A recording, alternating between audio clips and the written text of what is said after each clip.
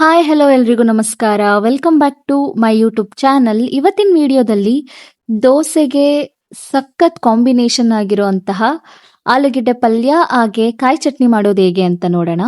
ಮೊದಲಿಗೆ ನಾನಿಲ್ಲಿ ಆಲೂಗೆಡ್ಡೆ ಪಲ್ಯ ಮಾಡೋದಕ್ಕೆ 1 kg ಆಲೂಗೆಡ್ಡೆನ ಈ ರೀತಿ ನೀರಲ್ಲಿ ನೆನೆಸಿಟ್ಟಿದ್ದೀನಿ. ಈ ರೀತಿ ನೆನೆಸಿಡೋದ್ರಿಂದ ಆಲೂಗೆಡ್ಡೆಲಿ ಅಂಟಿರುವಂತಹ ಮಣ್ಣೆಲ್ಲ ಬಿಡುತ್ತೆ. ಸೊ ಆಲೂಗೆಡ್ಡೆನ ಚೆನ್ನಾಗಿ ತೊಳ್ಕೊಳ್ಬಹುದು. ಈಗ ತೊಳೆದಿಟ್ಕೊಂಡಿರುವಂತಹ ಆಲೂಗೆಡ್ಡೆನ ಕುಕ್ಕರ್ ಒಳಗಡೆ ಹಾಕ್ಬಿಟ್ಟು ಆಲೂಗೆಡ್ಡೆ ಮುಳುಗುವಷ್ಟು ನೀರನ್ನ ಹಾಕ್ಬಿಟ್ಟು ರುಚಿಗೆ ತಕ್ಕಷ್ಟು ಉಪ್ಪನ್ನ ಸೇರಿಸಿ 3 ರಿಂದ 4 ವಿಷಲ್ ಕೂಗಿಸ್ಕೊಳ್ಬೇಕು. ಈ ರೀತಿ ಆಲೂಗೆಡ್ಡೆನ ಬೇಯಿಸ್ಕೊಳ್ಬೇಕು. ಆಲೂಗೆಡ್ಡೆನ ತಣ್ಣಗಾಗೋದಿಕ್ ಬಿಟ್ಟು ಆ ನಂತರ ಈ ರೀತಿ ಸಿಪ್ಪೆನ ಎಡ್ಕೊಳ್ಬೇಕು. ಆಲೂಗೆಡ್ಡೆನ ಚೆನ್ನಾಗಿ ಬೇಯಿಸ್ಕೊಂಡ್ರೆ ತುಂಬಾ ಸುಲಭವಾಗಿ ಈ ಸಿಪ್ಪೆನ ಪೀಲ್ ಮಾಡ್ಕೊಳ್ಬಹುದು. ಇವಾಗ ನೀವು ನೋಡ್ತಿರಬಹುದು, ಆಲೂಗೆಡ್ಡೆನ ಕೈಯಲ್ಲೇ ನಾನು ಮ್ಯಾಶ್ ಮಾಡ್ತಾ ಇದ್ದೀನಿ. ಆಲೂಗೆಡ್ಡೆನ ನೀಟಾಗಿ ಬೇಯಿಸ್ಕೊಂಡ್ರೆ ಕೈಯಿಂದನೇ ಈ ರೀತಿ ನೀಟಾಗಿ ಮ್ಯಾಶ್ ಮಾಡ್ಕೊಳ್ಬಹುದು. ಇನ್ ಕೇಸ್ ನೀವೇನಾದ್ರೂ ಕೈಯಲ್ಲಿ ಮಾಡ್ಕೊಳ್ಳೋದು ಕಷ್ಟ ಅಂತ ಅನ್ಕೊಂಡ್ರೆ ಈ ರೀತಿ ಮ್ಯಾಶರಲ್ಲಿ ಕೂಡ ಮ್ಯಾಶ್ ಮಾಡ್ಕೊಳ್ಬಹುದು. ಇವಾಗ ಮ್ಯಾಶ್ ಮಾಡಿಟ್ಕೊಂಡಿರುವಂತಹ ಆಲೂಗೆಡ್ಡೆಗೆ ಒಂದು ಒಗ್ಗರಣೆ ಮಾಡ್ಕೊಳ್ಳೋಣ. ಮೊದಲಿಗೆ ಸ್ಟವ್ ಆನ್ ಮಾಡಿ ಬಾಣಲಿ ಇಟ್ಟು 4 ರಿಂದ 5 ಟೇಬಲ್ ಸ್ಪೂನ್ ಎಣ್ಣೆನ ಹಾಕೊಳ್ತಾ ಇದ್ದೀನಿ. ಎಣ್ಣೆ ಬಿಸಿ ಆಗಿದ ನಂತರ ಸಾಸಿವೆ ಹಾಗೆ ಜೀರಿಗೆ ಹಾಕೊಳ್ತಾ ಇದ್ದೀನಿ. ಸಾಸಿವೆ ಜೀರಿಗೆ ಸಿಡಿದಿದ ನಂತರ ಕಟ್ ಮಾಡಿ ಇಟ್ಕೊಂಡಿರುವಂತಹ 5 ಹಸಿರು ಮೆಣಸಿನ್ಕಾಯಿನ ಹಾಕೊಳ್ತಿದ್ದೀನಿ. ನಿಮಗೆ ಖಾರಕ್ಕೆ ಎಷ್ಟು ಬೇಕೋ ಅಷ್ಟನ್ನ ನೋಡ್ಕೊಂಡು ಹಾಕೊಳ್ಳಿ. ಹಾಗೆ ಕರಿಬೇವನ್ನ ಹಾಕ್ಬಿಟ್ಟು ಜೊತೆಗೆ 2 ಟೇಬಲ್ ಸ್ಪೂನ್ ಕಡಲೆಬೇಳೆನ ಹಾಕೊಳ್ತಾ ಇದ್ದೀನಿ. ಕಡಲೆಬೇಳೆ ಕೆಂಪಗಾಗೋವರೆಗೂ ನೀಟಾಗಿ ಹುರ್ಕೊಳ್ಬೇಕು. ಹಸಿರು ಮೆಣಸಿನ್ಕಾಯಿನ ಎಣ್ಣೆನಲ್ಲಿ ಫ್ರೈ ಮಾಡೋದ್ರಿಂದ ಹಸಿರು ಮೆಣಸಿನ್ಕಾಯಿಲಿರುವಂತಹ ಖಾರ ಕಡಿಮೆ ಆಗುತ್ತೆ. ಈ ರೀತಿ ಫೈನ್ ಆಗಿ ಫ್ರೈ ಮಾಡ್ಕೊಂಡಿದ ನಂತರ ಇವಾಗ ಕಟ್ ಮಾಡಿ ಇಟ್ಕೊಂಡಿರುವಂತಹ ಈರುಳ್ಳಿನ ಹಾಕೊಳ್ತಾ ಇದ್ದೀನಿ. 2 ಗೆಡ್ಡೆ ಈರುಳ್ಳಿನ ಸಣ್ಣದಾಗಿ ಹೆಚ್ಚಿಟ್ಕೊಂಡಿದ್ದೆ. ಈರುಳ್ಳಿ ಹಾಕೊಂಡು ಈರುಳ್ಳಿ ಸಾಫ್ಟ್ ಆಗೋವರೆಗೂ ನೀಟಾಗಿ ಫ್ರೈ ಮಾಡ್ಕೊಳ್ಬೇಕು.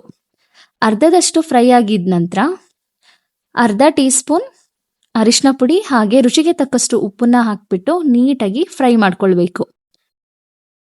ಲೋ ಫ್ಲೇಮಲ್ಲಿ ಇಟ್ಟು 1-2 ನಿಮಿಷ ಫ್ರೈ ಮಾಡ್ಕೊಂಡ್ರೆ ಸಾಕು.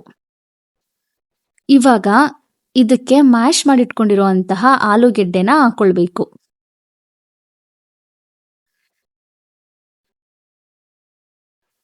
ಈ ಆಲೂಗೆಡ್ಡೆನ ಹಾಕೊಂಡು ನಿಧಾನವಾಗಿ ನೀಟಾಗಿ ಮಿಕ್ಸ್ ಮಾಡ್ಕೊಳ್ಬೇಕು.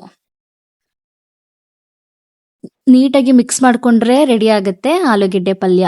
ನೋಡಿದ್ರಲ್ಲ ಆಲೂಗೆಡ್ಡೆ ಪಲ್ಯ ಮಾಡೋದು ಎಷ್ಟು ಈಸಿ ಅಂತ. ತುಂಬಾ ಸರಳವಾದ ವಿಧಾನ ಇದೆ ಆಲೂಗೆಡ್ಡೆ ಪಲ್ಯ ಮಾಡೋಕ್ಕೆ. ಈ ರೀತಿ ಮಿಕ್ಸ್ ಮಾಡಿದ ನಂತರ ಲಾಸ್ಟಲ್ಲಿ ಈ ರೀತಿ ಕೊತ್ತಂಬರಿ ಸೊಪ್ಪನ್ನ ಹಾಕೊಂಡು ಒಂದು ಮಿಕ್ಸ್ ಕೊಟ್ಕೊಂಡ್ರೆ ರೆಡಿ ಆಗುತ್ತೆ ಆಲೂಗೆಡ್ಡೆ ಪಲ್ಯ. ದೋಸೆಗೆ ಆಲೂಗೆಡ್ಡೆ ಪಲ್ಯ ಜೊತೆಗೆ ಕಾಯಿ ಚಟ್ನಿ ಇದ್ರೆ ಇನ್ನೂ ಸಖತ್ತಾಗಿರುತ್ತೆ. ಸೊ ಕಾಯಿ ಚಟ್ನಿ ಮಾಡೋದು ಹೇಗೆ ಅಂತ ನೋಡೋಣ. ಇವಾಗ ಕಾಯಿ ಚಟ್ನಿ ಮಾಡೋದಕ್ಕೆ ಇದಿಷ್ಟು ಐಟಮ್ನು ತೆಗೆದಿಟ್ಕೊಂಡಿದ್ದೀನಿ. ಇವಾಗ ಒಂದು ಮಿಕ್ಸಿ ಜಾರ್ಗೆ ತುರಿದಿಟ್ಕೊಂಡಿರುವಂತಹ ಅರ್ಧ ಹೋಳು ತೆಂಗಿನಕಾಯಿನ ಹಾಕೊಳ್ತಾ ಇದ್ದೀನಿ. ಹಾಗೆ ಅರ್ಧ ಕಪ್ ಕಡಲೆ, 1 ಗೆಡ್ಡೆ ಬೆಳ್ಳುಳ್ಳಿನ ಬಿಡಿಸಿ ತೊಳೆದು ಹಾಕೊಳ್ತಾ ಇದ್ದೀನಿ. 1 ಟೇಬಲ್ ಸ್ಪೂನ್ ಮೆಣಸನ್ನ ಹಾಕೊಳ್ತಿದ್ದೀನಿ. ಹಾಗೆ ಅರ್ಧ ಟೇಬಲ್ ಸ್ಪೂನ್ ಜೀರಿಗೆನ ಹಾಕೊಳ್ತಾ ಇದ್ದೀನಿ. ಇದ್ರ ಜೊತೆಗೆ ಕರಿಬೇವಿನ ಎಲೆ ಹಾಗೆ ಖಾರಕ್ಕೆ 3 ಹಸಿರು ಮೆಣಸಿನ್ಕಾಯಿನ ಹಾಕೊಳ್ತಾ ಇದ್ದೀನಿ. ಜೊತೆಗೆ 3 ರಿಂದ 4 ಕಡ್ಡಿ ಕೊತ್ತಂಬರಿ ಸೊಪ್ಪನ್ನ ಹಾಕೊಂಡು ರುಚಿಗೆ ತಕ್ಕಷ್ಟು ಉಪ್ಪನ್ನ ಹಾಕ್ಬಿಟ್ಟು ರುಬ್ಕೊಂಡು ಬರಬೇಕು. ಕಾಯಿ ಚಟ್ನಿ ಯಾವಾಗೂ ಸ್ವಲ್ಪ ತರಿ ಆಗಿರಬೇಕು. ಸೊ ಈ ರೀತಿ ರುಬ್ಬಿಟ್ಕೊಂಡಿದ್ದೀನಿ. ಇದನ್ನ ಒಂದು ಬೌಲ್ಗೆ ಹಾಕೊಳ್ಳೋಣ. ಇವಾಗ ಈ ಚಟ್ನಿಗೆ ಒಂದು ಕ್ವಿಕ್ ಆಗಿ ಒಗ್ಗರಣೆ ಮಾಡ್ಕೊಳ್ಳೋಣ. ಒಗ್ಗರಣೆ ಪ್ಯಾನ್ ಇಟ್ಟು ಒಂದು ಸ್ವಲ್ಪ ಎಣ್ಣೆ, ಸಾಸಿವೆ, ಜೀರಿಗೆ, ಕರಿಬೇವು, ಒಣಮೆಣಸಿನ್ಕಾಯಿ ಇದಿಷ್ಟನ್ನು ಹಾಕಿ ಒಗ್ಗರಣೆ ಮಾಡಿ ಈ ಚಟ್ನಿ ಒಳಗಡೆ ಸೇರಿಸೋದ್ರಿಂದ ರುಚಿ ಸಖತ್ತಾಗಿ ಬರುತ್ತೆ. ಸೊ ನೀವು ನೋಡ್ತಿದ್ದೀರಾ, ಈ ಬಿಸಿ ಬಿಸಿ ದೋಸೆಗೆ ಆಲೂಗೆಡ್ಡೆ ಪಲ್ಯ ಹಾಗೆ ಚಟ್ನಿನ ಇಟ್ಕೊಂಡಿದ್ದೀನಿ.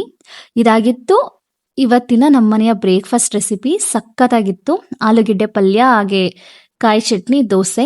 ನೀವು ಕೂಡ ದೋಸೆ ಮಾಡಿದಾಗ ಆಲೂಗೆಡ್ಡೆ ಪಲ್ಯ ಹಾಗೆ ಕಾಯಿ ಚಟ್ನಿ ಮಾಡೋದನ್ನ ಮರಿಬೇಡಿ. ಐ ಹೋಪ್ ಈ ರೆಸಿಪಿ ನಿಮ್ಗೆಲ್ರಿಗೂ ಇಷ್ಟ ಆಯಿತು ಅಂತ ಅನ್ಕೊಳ್ತೀನಿ.